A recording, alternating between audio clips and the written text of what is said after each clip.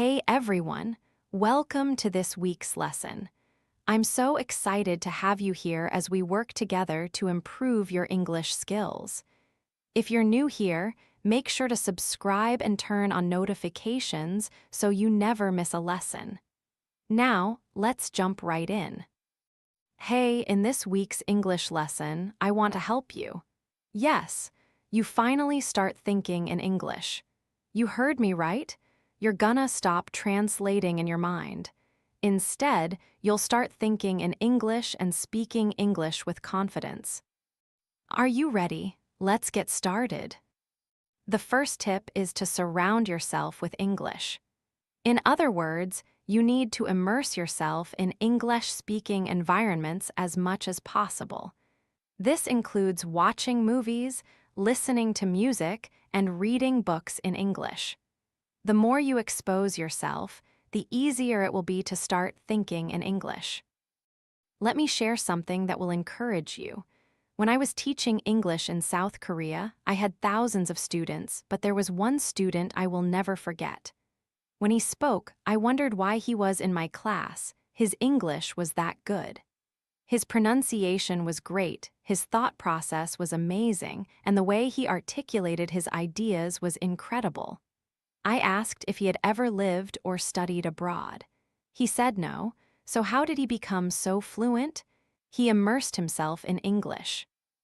He watched English movies, YouTube videos, and listened to English podcasts.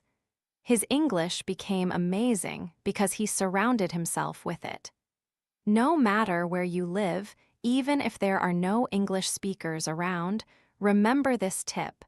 Immerse yourself in English, and your ability to think in English will improve.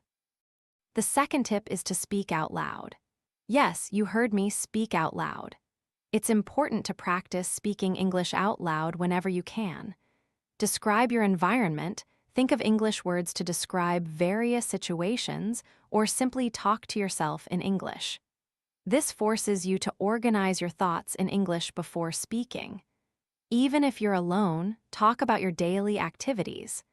Maybe if you're at work, you can do this privately so others don't find it strange, but make sure you speak with confidence. Believe in yourself, and your English will improve. The third tip is to use images.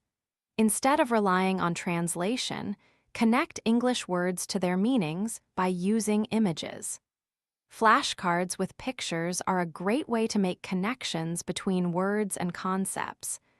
I used this method when teaching soldiers on a military base in Korea, and they loved it. When you see an image, it triggers thoughts and words naturally, helping you think in English more easily. The fourth tip is to think in English during everyday activities. Whether you're cooking, driving, or shopping, describe your actions in English. For example, if you're pouring water, say, I am pouring water into my glass. If you're making a call, say, I am calling my friend. I did this when learning Korean, and it helped me think in the language naturally. The fifth tip is to use quiet moments to think in English. During calm moments, practice thinking in English so it becomes a habit. Many learners get nervous when speaking English, but if you train your brain to think in English during peaceful moments, it will become easier to stay calm when speaking. The sixth tip is to avoid overusing translation apps. While translation apps can be helpful, relying on them too much can slow down your ability to think in English. Challenge yourself to express ideas in English without translating. When my student struggled to find the right word, I waited instead of giving it to her.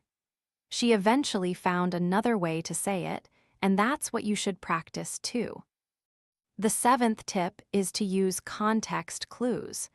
When you encounter unfamiliar words, try to guess their meanings based on the surrounding words and the situation. This will train your brain to think in English instead of translating everything. The eighth tip is to keep a journal. Writing in English daily will help you think in English more often.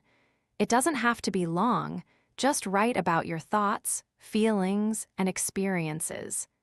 This practice improves both your writing and your ability to think in English. The ninth tip is to engage in conversations with native English speakers. If you don't have English-speaking friends, join online forums or language exchange groups. Engaging in real conversations will help you think and respond faster in English.